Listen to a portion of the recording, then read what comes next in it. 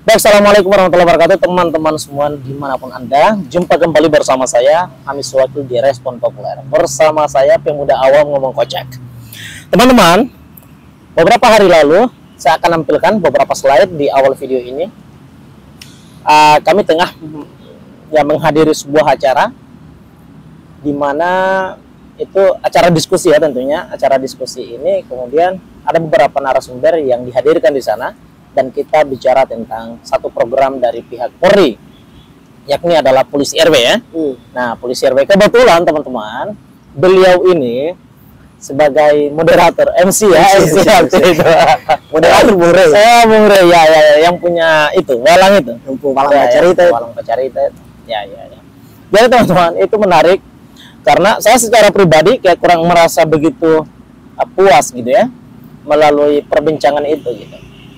Diskusi itu karena memang hal yang dimana menjadi substansi daripada keinginan saya gitu, dan keinginan daripada ya barangkali adalah teman-teman juga yang mengikuti diskusi itu ingin mendapatkan apa yang sebetulnya menjadi poin daripada adanya satu program yang diberi nama menjadi program Polisi RW. Kalau Bung Ahmad sendiri ini melihat program ini kita sedikit review ya dari diskusi kita kemarin. Itu apa yang sebetulnya Bung Ahmad itu nangkap dari diskusi itu? Yang Bung Ahmad tahu tentang Polisi RW ini sebetulnya itu apa gitu programnya itu? Sedikit ya, karena Polisi RW ini kan digagas oleh ini mantan Kapolda DKI, Polda Metro. Oh, Pak Fadil Imron. Oh, iya. Pas dia Kapolda itu infonya yang beta baca di beberapa media lah itu Antua sudah terapkan di Jakarta. Oh, sudah diterapkan di Jakarta. Oke. Oh, jadi berarti sebelum jadi Kabaharkam. Jadi waktu beliau masih menjadi Kapolda, itu program itu sudah ada. Sudah ada. Dan dijalankan di Jakarta. Jadi sampelnya itu Jakarta. Oh, oke. Lalu Antua naikkan program tersebut ke tingkat nasional. Begitu diangkat dari Kapolda Metro Jaya menjadi Kabaharkam ya. Itulah, dan ditangkap diambil momen itu beberapa kelompok untuk mengapresiasi kebijakan Kapolda ini. Oh iya. Sehingga dong bikinlah diskusi itu, bukan saja diskusi yang kita bikin kemarin, tapi ada beberapa juga dan juga beberapa elemen yang mengapresiasi. Tetapi nanti kita lihat ke depannya loh. Ya, benar. Menariknya begini teman-teman, ya ini satu hal yang kemudian juga menjadi satu pertanyaan saya ya gitu.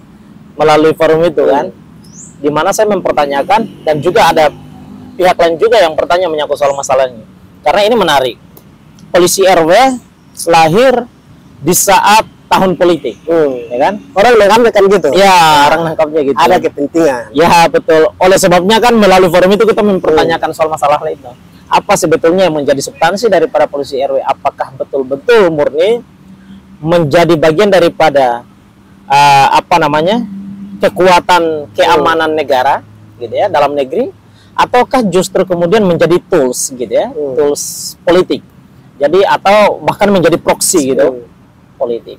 Jadi apakah betul-betul dia menjadi senjata keamanan untuk memperkuat keamanan dalam negeri, ataukah kemudian menjadi bagian daripada alat manuver-manuver politik itu, kepentingan-kepentingan politik itu kan begitu. Nah, itu yang sebetulnya kita tanyakan hal itu. Tapi kemarin belum dapat. Yang ada saya malah justru diserang oleh para narasumber. Itu yang menarik. Maksudnya kan kemarin itu ya itu sayangnya tidak diambil videonya ya, karena memang gitu. Saya meminta untuk tidak boleh direcord. Nah, menariknya itu karena memang tadi ini program muncul lahirnya di tengah momentum politik di saat orang sedang panas-panasnya gitu. Bicara tentang deklarasi Anies Baswedan, Ganjar Pranowo dan juga dengan Prabowo Subianto gitu. Ya, koalisi-koalisi sudah terbentuk gitu ya. Kelompok-kelompok dari relawan-relawan sudah mulai semua terbentuk. Artinya di mana ini tahun kelompok-kelompok ini akan gencar bicara tentang politik. Kita bisa membuktikannya dengan berbagai macam media, mulai dari televisi hingga sampai dengan mainstream, bicara tentang manuver-manuver politik hari ini, betul ya. Nah, polisi RW lahir di tahun yang sama gitu. Oke, saya tidak menjadi soal karena memang ada beberapa referensi yang juga saya baca gitu, bahwa negara luar yang juga kemudian menerapkan hal yang serupa, bahwa keamanan itu hingga sampai pada bentuk afiliasi negara yang paling terkecil, katakanlah dari mulai negara hingga sampai pada RT RW gitu ya. Ya negara-negara luar ada, tapi namanya bukan polisi RW. Kalau negara luar namanya juga polisi RW, berarti itu Indonesia. Ya. Jadi mereka pun juga punya sama. Nah, Indonesia mencoba untuk menarik itu dan mencoba untuk menghadirkannya di dalam negeri. Ya konon katanya gitu ya, untuk mengantisipasi adanya kejahatan-kejahatan yang itu dimana menyasar pada tingkatan yang paling terkecil, gitu RT ya. sampai RW sampai dengan RT gitu. Nah, ini untuk bisa polisi RW ini adanya ya biar bisa mengantisipasi adanya kejahatan-kejahatan seperti ini di kalangan RW ataupun juga dengan RT gitu ya. Nah, tapi soal masalah basis berapa banyak itu kemarin itu dikasih tahu ya. Satu RW itu berapa belum ada ya. Kemarin itu belum disampaikan, betul. Sampai saat ini pun belum ada itu. Belum ada ya. Berapa berapa gitu. Polisi, betul. Apakah jumlahnya sama dengan jumlah Kapolsek misalnya, ataukah kemudian justru cuma sebagai bentuk koordinatornya saja, misalnya dari keamanan TNI itu ada Babinsa gitu ya, ada ya begitukah, ataukah kemudian justru berbeda? Intinya yang pastinya adalah program dari saya belum mengetahui tentang begitu banyak soal masalah polisi RW ini, makanya melalui pertemuan itu saya mencoba untuk mendengarkan banyak hal di sana. Namun ya sedikit saja, justru yang paling banyak itu tentang sharing pengalaman waktu di 98 jauh sebenarnya yang saya kira itu kurang begitu penting sebetulnya, karena itu sudah ditemui di banyak kesempatan gitu. Nah, menyangkut soal masalah polisi RW ini sendiri teman-teman, itu sebetulnya artinya jika memang substansinya adalah menjadi bagian daripada keamanan negara untuk memperkuat keamanan dalam negeri dan untuk mengantisipasi tidak boleh terjadinya crime ataupun kejahatan di dalam ruang lingkup RW ataupun RT, maka yang kita inginkan adalah ini harus dipertahankan untuk mencegah kejahatan-kejahatan seperti ini. Karena memang sejauh ini masih terjadi kejahatan-kejahatan peredaran narkoba di tingkatan RW RT gitu ya. Masih banyak kok dilakukan itu. Kejahatan-kejahatan pencurian motor dan lain seterusnya ya kan gitu. Itu masih banyak terjadi gitu. Nah, artinya jika memang substansi daripada adanya program polisi RW ini adalah untuk mencegah hal-hal demikian ini, maka itu kita dukung gitu. Maka yang tidak perlu disisipkan ke dalamnya adalah manuver-manuver politik itu. Yang tidak boleh yang paling sekali kita tegaskan adalah jangan sampai ada kepentingan tertentu yang dimana itu hidden agenda. Ya, betul, hidden agenda, betul. Hidden kepentingan inilah yang kemudian dibaluti dengan atas nama polisi RW. Tapi maksudnya menarik juga diskusi ini. Betul, menarik, betul. Karena begini, dia hadir pas momentum itu. Nice, betul. Jadi orang curiga itu wajar. Betul. Tapi bagaimana tinggal Kapolri dan Kabahar kan dong jawab apa? Ya, betul. Kalau salah jawab berarti kecemplung di dalam kompung ngerasi sendiri. Yes, betul. Betul. Itu jadi ya dugaan-dugaan itu ya tidak menjadi soal. Presumption of innocence itu kan perlu dalam konteks hukum saja diperlukan. Bahkan seseorang yang dimana alat buktinya telah menjadi seseorang ketika melakukan kejahatan lalu adanya alat bukti dan dibawa sampai pada tahapan penyelidikan hingga sampai pada tahapan pengadilan, dia pun masih juga bisa menggunakan dugaan bahwa dia melakukan kejahatan. Jadi dugaan itu masih melekat di sana. Sampai kemudian adanya putusan pengadilan yang menjadi ingkrah, baru kemudian dialah status dugaan itu kemudian mulai dilepaskan. Nah, jadi itu yang sebetulnya kita antisipasi, jangan sampai kemudian ada hidden agenda gitu ya, hidden kepentingan gitu, manuver politik yang kemudian dibaluti di dalam satu program yang kita kenal dengan program polisi RW kan gitu. Karena apalagi gitu ya, ini gagasannya sampai pada tingkatan RW RT gitu. Nah, yang kita khawatirkan adalah jangan sampai kemudian ini menjadi tools kepentingan politik, senjata politik. Ya karena ini nyasar sampai pada tingkatan yang paling bawah kan begitu. Nah ini yang sebetulnya tidak boleh, yang kita tidak boleh inginkan adalah jangan sampai barang ini sampai menjadi nyata gitu soal masalah kepentingan politiknya. Nah jadi memang kita dorong biar jika dorong kalau tidak ada kepentingan, tidak ada kepentingan. Nah tetapi kita kecam ketika kemudian itu dibaluti dengan ya ada hidden agenda tadi gitu. Nah itu sebetulnya. Dan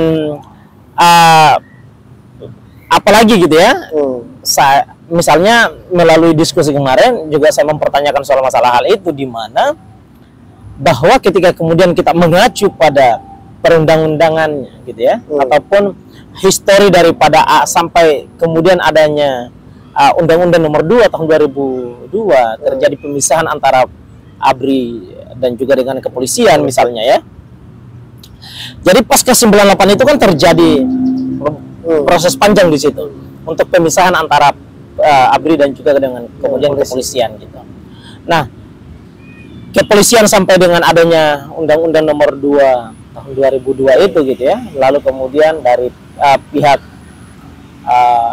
TNI kemudian ada undang-undangnya sendiri di sana. Ada berapa? Undang-Undang 34 kalau saya tidak salah itu di tahun 2004. Nah, ini tentang otoritas mereka gitu, kewenangan mereka. Yang pada akhirnya adalah Polri untuk mengatur dalam negeri dan TNI kemudian melakukan pertahanan negara dari dalam ataupun dari luar negeri. Nah, di sana menitik beratkan bahwa panglima paling tertingginya kan presiden. Nah, yang kita khawatirkan adalah presiden beberapa pekan lalu kan kemudian membuat publik ini menjadi heboh dengan narasinya yang dimana itu terlalu jadi menentukan keberpihakannya gitu, bahwa presiden kemudian tidak mendudukkan posisinya sebagai seorang kepala negara, malah justru memunculkan sebuah narasi yang dimana itu mengindikasikan tentang keberpihakannya pada Pilpres 2024 yang dimana itu merugikan sepihak dan menguntungkan sepihak. Narasi cawe-cawe Pilpres 2024. Nah, ketika kemudian tadi mengacu pada panglima paling tertingginya dari Polri dan TNI adalah presiden. Nah, jangan sampai kemudian polisi RW adalah merupakan bagian daripada tools politik itu. Nah, kita di sana tadi untuk merealisasikan daripada keinginan si orang panglima gitu ya. Tentang cawe-cawe Pilpres 2024 itu. Nah, ini yang sebetulnya. Jadi memang dugaan itu besar gitu ya. Ketika kemudian kita mengacu pada panglima paling tertingginya kepolisian dan TNI adalah presiden. Lalu kemudian ada program ini, maka tentu kita akan berpikir dan mencoba untuk merunutkan gitu, apakah ini berkorelasi ataukah tidak. Tetapi selama presiden ucapannya di mana itu untuk menginstruksikan kepada pihak TNI dan polisian, maka tentu sebagai bagian daripada aparat gitu ya, aparat negara, maka mereka tentu mengikuti panglima yang tertinggi gitu, betul. Maka ini sebetulnya, maka yang kita kecam adalah, yuk kalau memang polisi RW ini adalah merupakan bagian daripada upaya untuk memperketat keamanan dalam negeri, untuk tidak boleh terjadi dan mengantisipasi tindakan-tindakan kriminal di kalangan RT RW misalnya, maka yuk, itu baik kok, ya kan? Itu pun juga tentang keselamatan anak bangsa misalnya. Tetapi ketika kemudian itu terjadi hidden agenda, kepentingan-kepentingan politik di dalamnya gitu, maka ya jangan gitu, karena itu salah ya, karena ini adalah merupakan bagian daripada upaya untuk menguntungkan si pihak, dan saya kira ini upaya untuk membelokkan arah yang tadinya adalah pihak kepolisian adalah merupakan bagian daripada aparat negara, malah justru didorong untuk kemudian berpolitik praktis. Nah kan mereka kan tidak boleh, ya kan? Iya, TNI Polri kan tidak boleh berpolitik taktis kan dan praktis itu. Nah, Jadi jangan sampai kemudian polisi RW malah justru menjadi bagian daripada senjata daripada kepentingan terjerumus dalam praktis itu, yang dimana itu menjerumuskan polisi itu identitas daripada polisi atau kepolisian itu ke dalam jurang-jurang kehancuran gitu. Nice. Tapi ini terkait cawe-cawe tadi, ada hampir sebuah pejabat yang tidak perlu disebutkan namanya lah ya. Mereka mengatakan bahwa presiden itu boleh saja cawe-cawe, yang penting kepentingannya untuk negara. Oh, wow, nice gitu ya. Ada sebagian itu. Iya, sebagian pejabat yang berucap seperti itu. Betul. Jadi presiden boleh cawe-cawe di mana itu untuk kepentingan negara. Nah, artinya presiden cawe-cawenya boleh untuk kepentingan negara adalah dia cawe-cawe di dalam merangkul semua pihak. Nah, tidak boleh sepihak. Kalau untuk semua pihak maka itu boleh. Tapi ketika kemudian selama jabatannya masih melekat padanya, presiden itu masih ada pada sosok Jokowi katakanlah, maka selama itu pula dia tidak boleh berkepentingan praktis yang dimana itu menguntungkan sepihak lalu merugikan sepihak. Gitu. Nah, itu yang tidak diperbolehkan gitu dalam undang-undang pemilu kita, kan tidak boleh memperkenankan untuk adanya kepentingan keberpihakan yang dimana itu menguntungkan sepihak dan kemudian merugikan sepihak.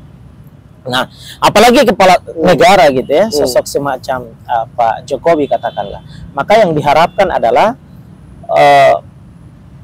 upaya beliau untuk mendamaikan situasi dalam negeri, gitu ya. Apalagi ini fase terakhirnya beliau, ya, beliau tidak bakalan lagi karena memang sudah ada periode, undang-undang kita membatasi hal itu. Nah, maka yang kita harapkan adalah beliau mencoba untuk mendamaikan situasi di dalam negeri dengan kemudian merangkul semuanya. Nah, beliau lakukan apa namanya? Ini menurut Alham sampai detik ini Pak Jokowi itu dia mencoba untuk mendamaikan atau tidak? Sebetulnya kemarin itu mulai terlihat kunjungan Pak Jokowi ke Surya Paloh itu saya menafsirkan dari berbagai macam perspektif gitu. Itu linknya sudah kita bahas pada konten sebelumnya. Nanti ditonton lah ya. Ya, saya memberi pandangan atas pertemuan tersebut. Saya bilang bahwa ini upaya Pak Jokowi untuk memberikan suatu penjelasan atau mengklarifikasi kepada publik bahwa sebetulnya maksud saya cawe-cawe di dalam Pilpres 2024 adalah ini loh gitu.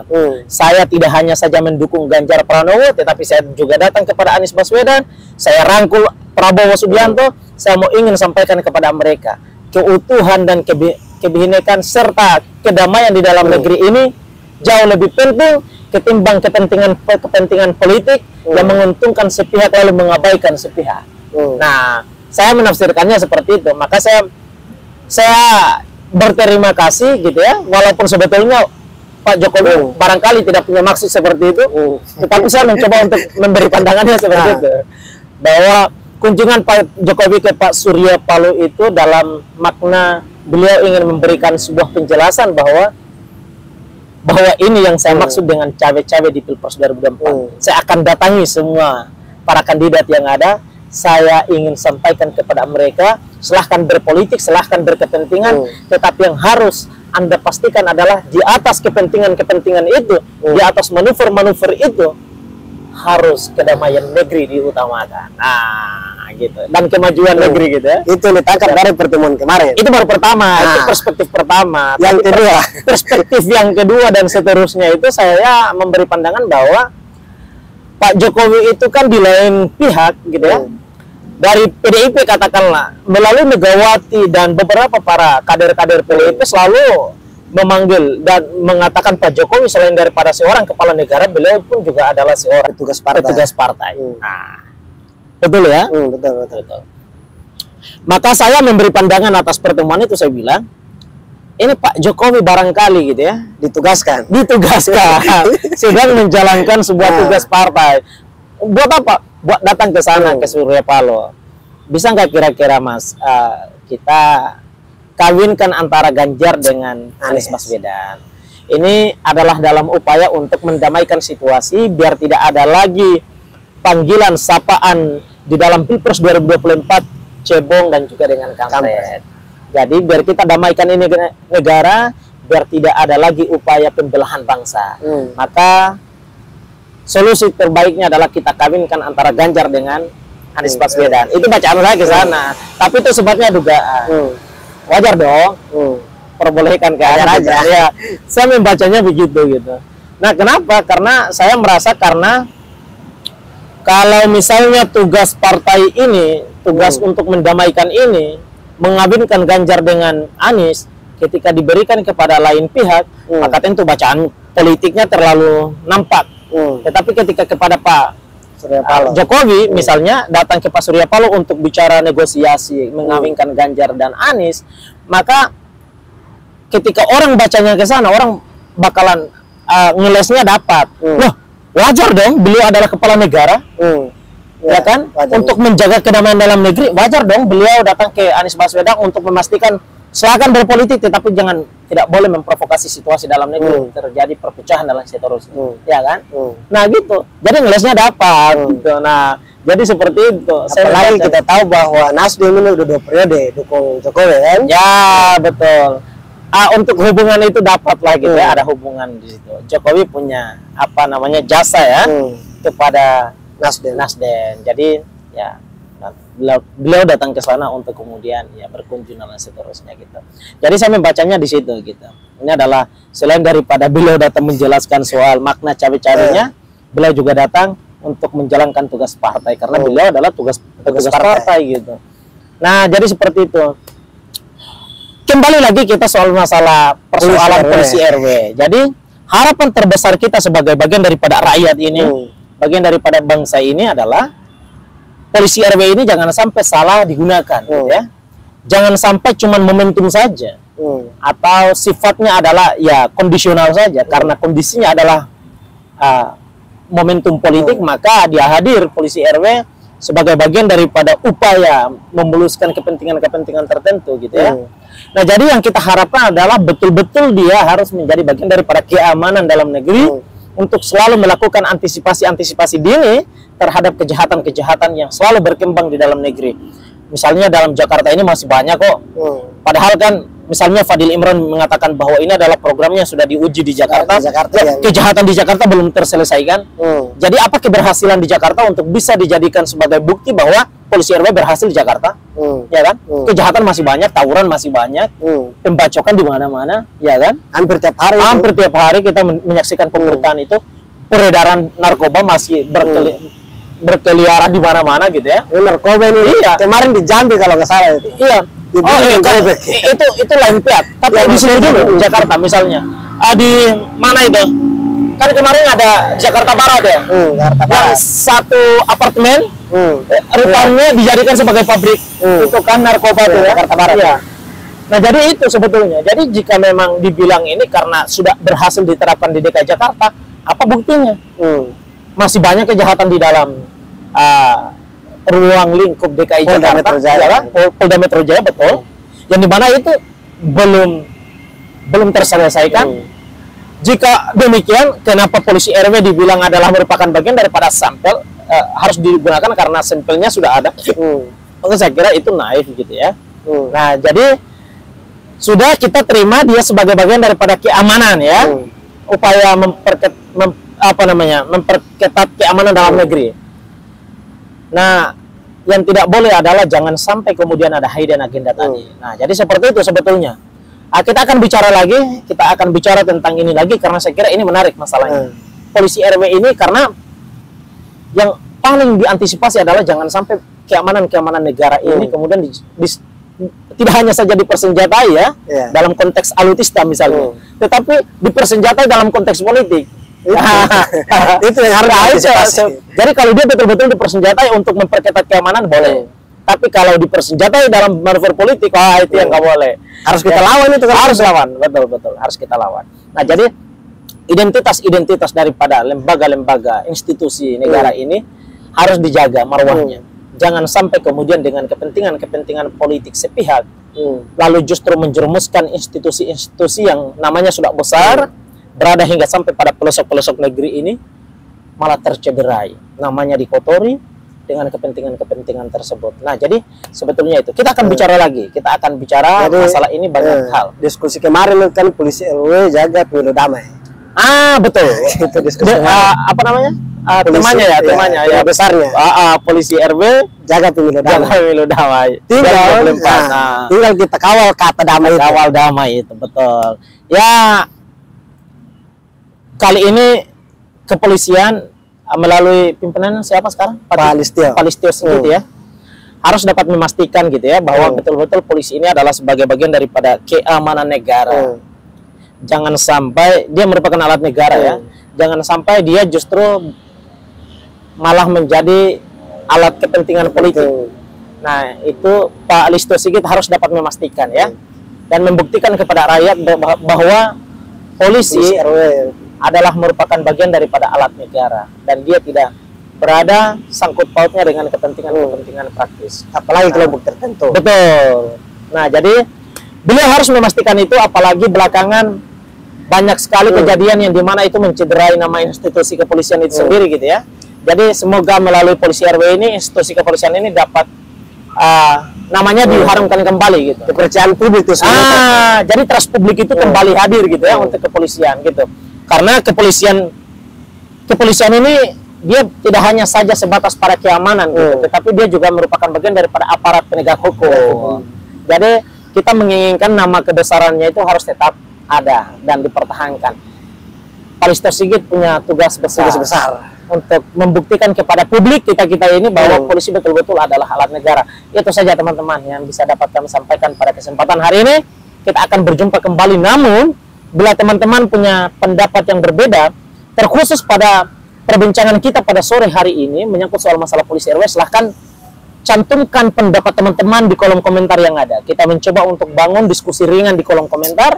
Yuk teman-teman, kita kawal secara bersama program polisi RW ini dan kita pastikan bahwa kepolisian adalah betul-betul merupakan bagian daripada alat negara. Jangan sampai dia dijadikan sebagai alat di dalam kepentingan politik tertentu oleh pihak-pihak tertentu pula. Demikian teman-teman semua, jumpa kembali pada lain kesempatan. Assalamualaikum warahmatullahi wabarakatuh. Respon.